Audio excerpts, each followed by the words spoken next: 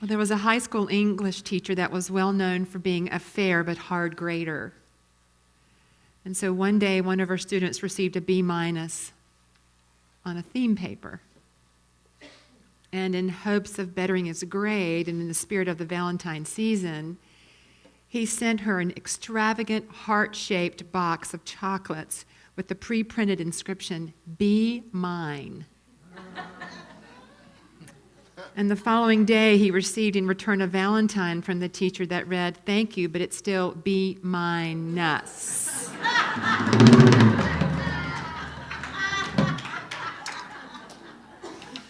Happy almost Valentine's Day. Oh, so we are in the midst, again, of the season for peace and nonviolence. And just a reminder, this is a 64-day grassroots campaign that's dedicated to educating and demonstrating that peace and nonviolence are powerful ways to heal, transform, and empower our lives and our communities.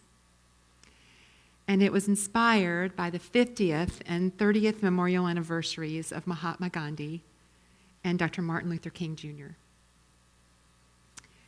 And it also honors the legacy, the current legacy of His Holiness the Dalai Lama and Cesar Chavez. And so what we know that this is a 64-day season, but our focus on peace and nonviolence never ends, does it? No, it's just beginning, it seems like. So today, we are exploring a concept called Ubuntu. Say that with me, Ubuntu. It's an African word from the Zulu and Xhosa people, and what it means is simply, I am because you are because I am. I am because you are because I am. And South African cleric, activist, and Nobel Peace Prize recipient, Archbishop Desmond Tutu, explained it this way. Ubuntu is the essence of being human. Ubuntu speaks to the fact that you can't exist as a human being in isolation. It speaks about our interconnectedness. We think of ourselves far too frequently as just individuals, separate from one another, whereas you are connected and what you do affects the whole world. It is for the whole of humanity. So true Ubuntu requires an authentic respect for human rights and values and honest appreciation of our differences. It inspires us to reveal ourselves to each other and honor each other's humanness so that we might connect with and enrich our own. Ubuntu defines us in relationship with each other. You know, we are that we are related. We are intertwined with each other. Ubuntu is expressed in the idea that we don't have to ever put people in a box. Our perceptions of them are never rigid. That we are always open and flexible with no absolutes, because we are always becoming.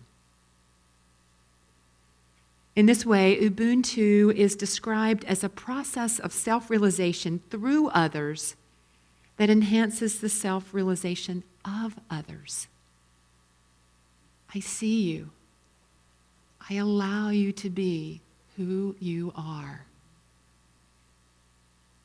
And as a result, it's funny because when I'm going to talk about Ubuntu, just last night someone said, "Oh, I know what that is. That's computer software." I'm like, oh. But it's a computer operating system with the name Ubuntu, said to be created from this whole idea, the idea of humanity toward others.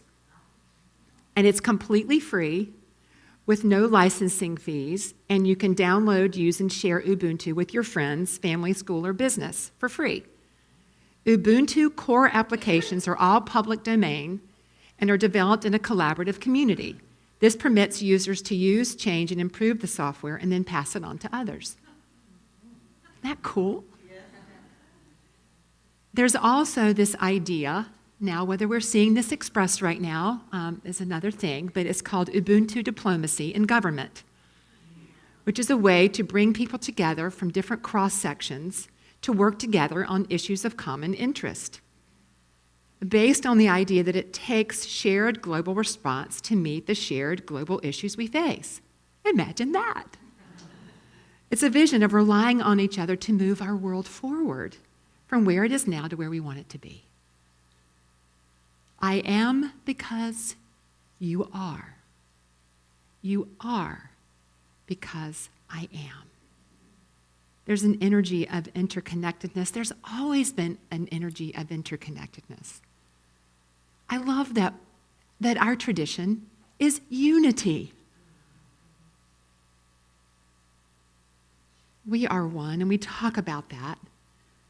We are so interconnected, and what came to me as I was working with this idea of Ubuntu is, where would we be without each other?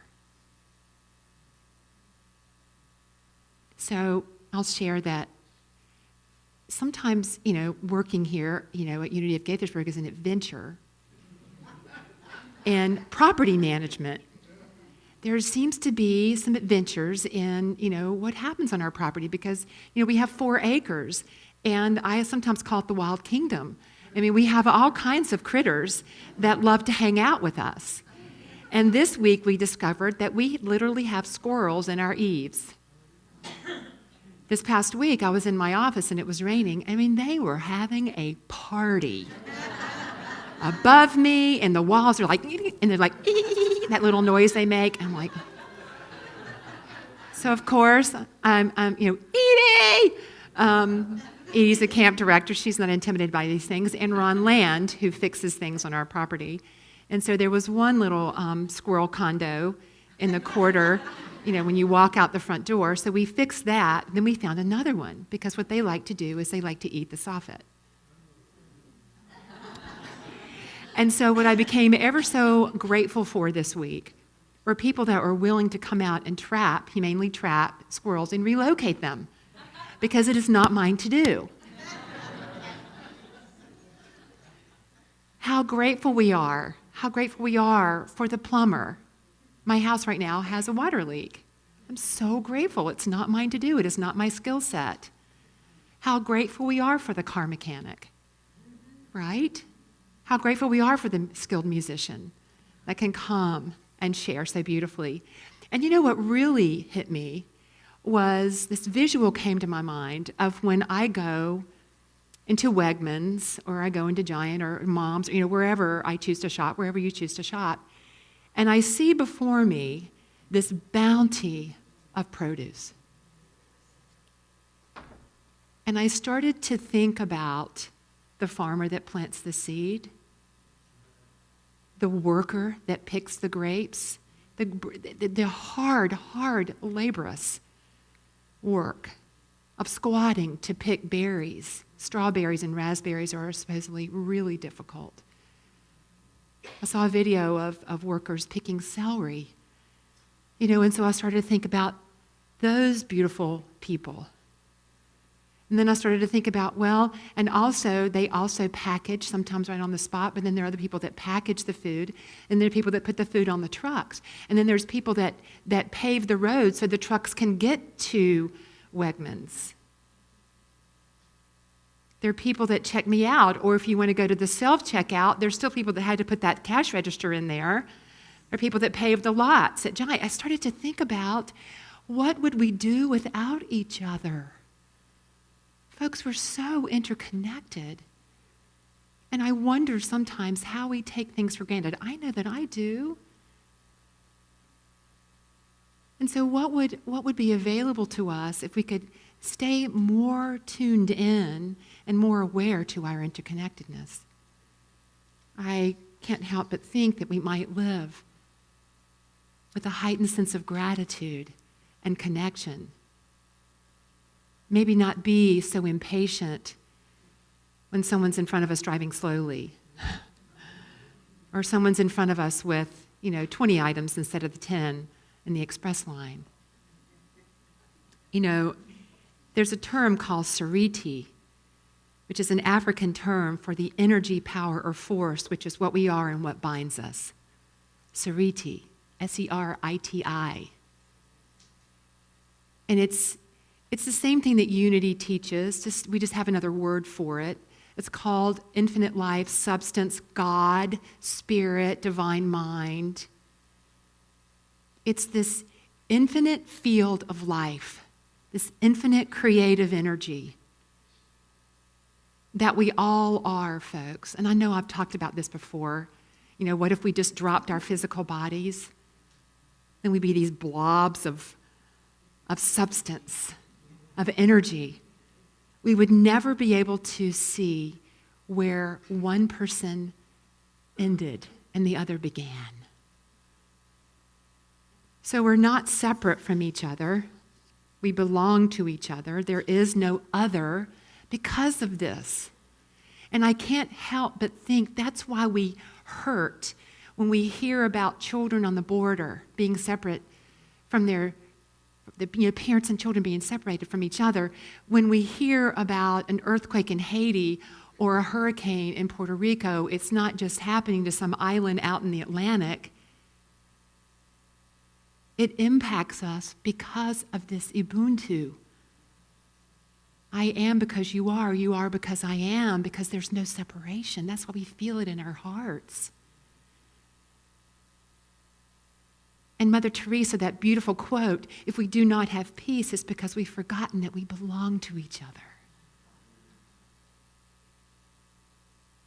But I know I can forget because we get on our own trajectory in life. We have our own schedules. We have things that we need to do. And sometimes I know that I can put on my blinders and I can just go. But what would be possible for us if we embraced at a deeper level this idea of Ubuntu? Again, I think it would be about gratitude. I loved the congregational we did today, because take a look at the person next to you. Namaste, I bow to you. I bow to you. I see the love in you. I see the love in you. I see the love in you. I see the love in you. And I'm not saying we walk around and we bow to everybody. But what if we did that in the stillness of our heart? And it's really tricky right now, too, because of politics and all the things that are happening that are stirring us up and get us all emotionally charged. The reason that we get angry and the reason that we feel separate is because we're afraid. Can we all relate to being afraid? And the content of our life is different, and the reasons that we're afraid might be different. But as a humanity, we can relate to being afraid.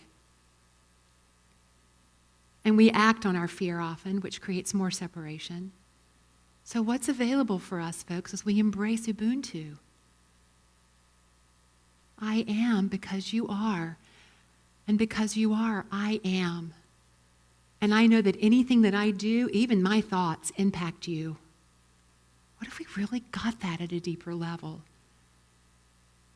We would feel our unity in the midst of external appearances that appear different. I think that we might be able to navigate life a little bit more peacefully, knowing I am you and you are me. What can I do in this moment to transcend my fear that has me feel separate from you? And what is mine to do to live in more gratitude?